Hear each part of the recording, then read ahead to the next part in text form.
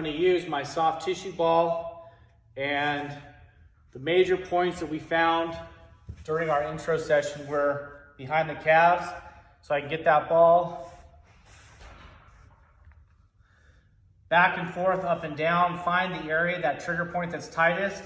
You can use that bag of animal food like we talked about just to sink it down. Once you find that one spot or those couple spots, you're just gonna breathe, pull the toes back and flex. Do this for a minute or two on each side.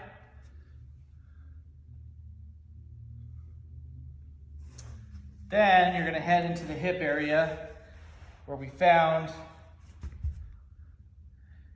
right at these attachment points how tight these were. Same thing, I'm gonna get my weight on there. My intensity is always 4 to 5 out of 10 rating. Breathing deeply into my hips, breathing the air down.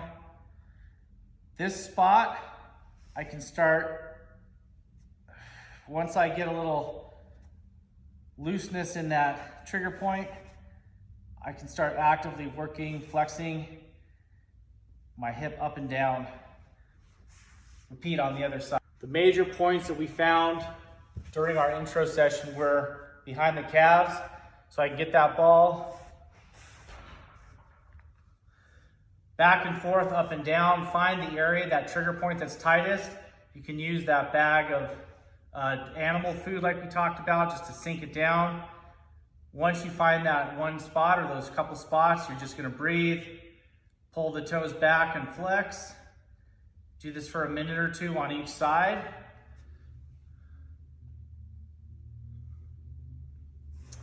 Then you're gonna head into the hip area where we found right at these attachment points how tight these were. Same thing, I'm gonna get my weight on there. My intensity is always 4 to 5 out of 10 rating. Breathing deeply into my hips, breathing the air down.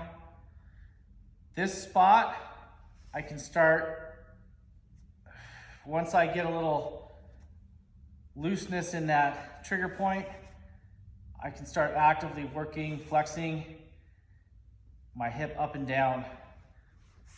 Repeat on the other side.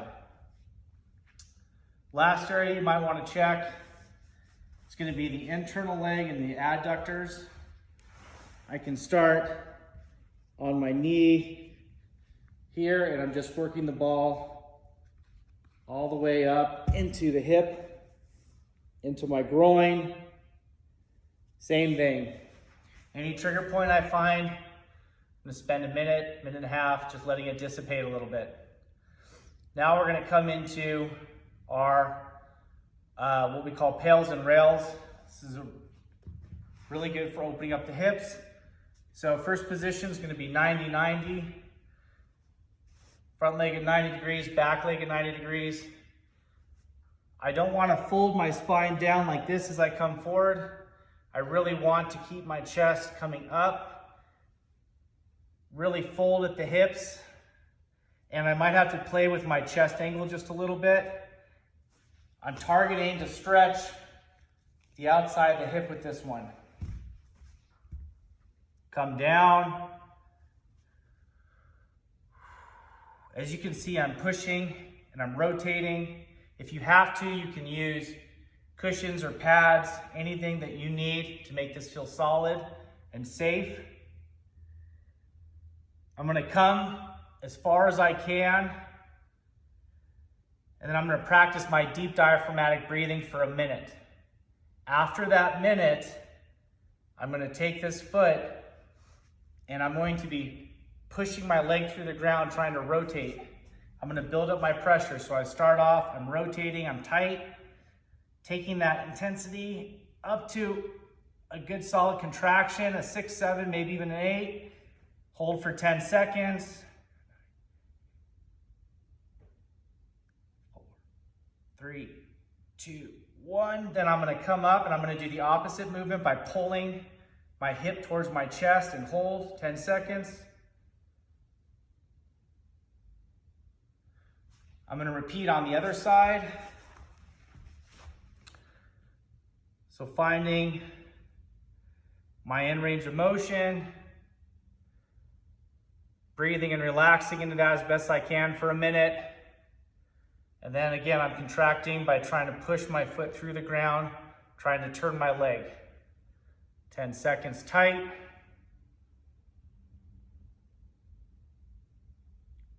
Build up that tension, up to that 80% effort. And then opposite, try to pull that hip up to your chest. 10 seconds. Okay, now we're gonna go, and this is gonna target the other side. So I'm gonna be down here. I'm gonna widen my base as best as I can control. Taking these toes, I'm gonna take these toes and rotate them up so I feel the stretch through the adductor and through my hamstring. Finding that in range of motion just like I did and holding for a minute. After the minute, once again, I'm gonna take my heel and I'm gonna actively engage. So I'm trying to crush the ground like this between my knee and my ankle. 10-second hold. Now this one, after, I'm gonna do the opposite movement, so I'm gonna try to bring my leg up. You're not gonna really see it come off the ground, but I'm gonna feel it flexing in this outside hip. So I'm contracting right here, trying to move my leg like this. 10 seconds, and then switch. I start off with my foot connected to the ground. Slide that out. Shift my hips over until I feel the stretch through both sides. Now I'm rotating my toes up, getting that adductor under full stretch, holding for a minute, pressurizing, pushing through the ground.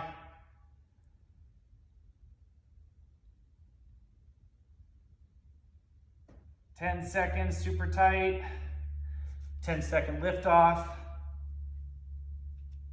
Flexing that hip. Good.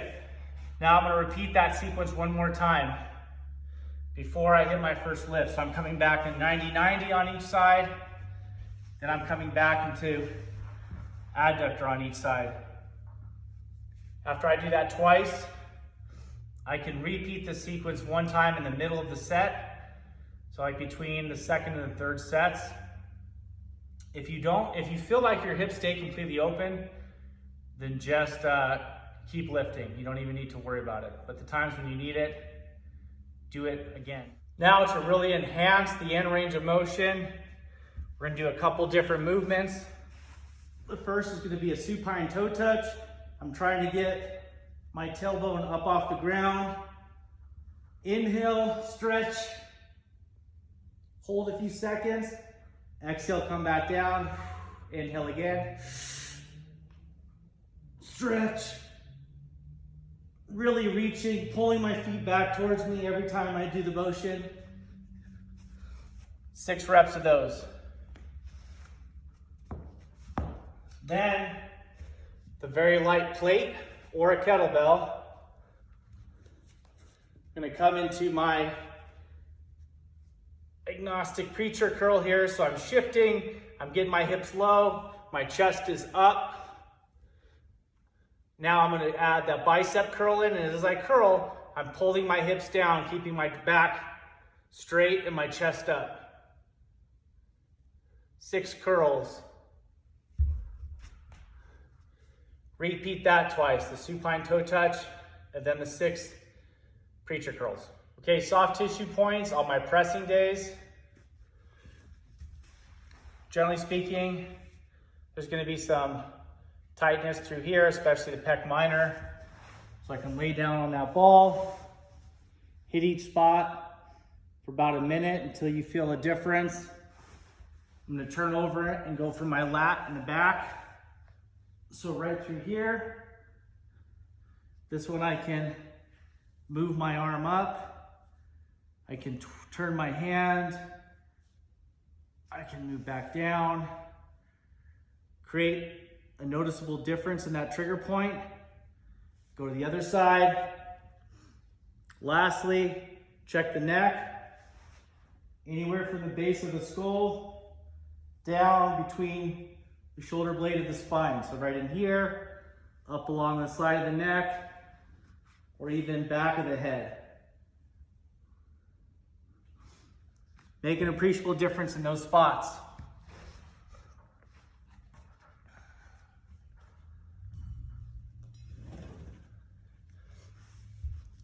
I'm going to use my dowel.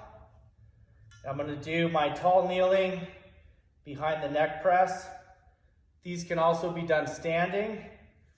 My wrists stay flat the whole time. So I don't want my wrist to be bowing out. In extension, I want my wrist flat. As I'm pressing, I want my forearms vertical. So right there, touch the back, extend out. When I extend out, I'm finishing with my biceps in line with my ears. As I improve on this, I can use that yoga block or my ball. I can crush between my thighs to get my abs super tight. And I can stand right here like this.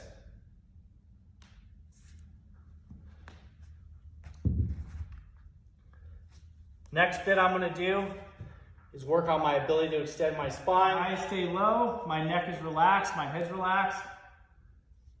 I can either start on my elbows like this and push and pull my kettlebell or a smaller weight like a dumbbell plate, barbell plate.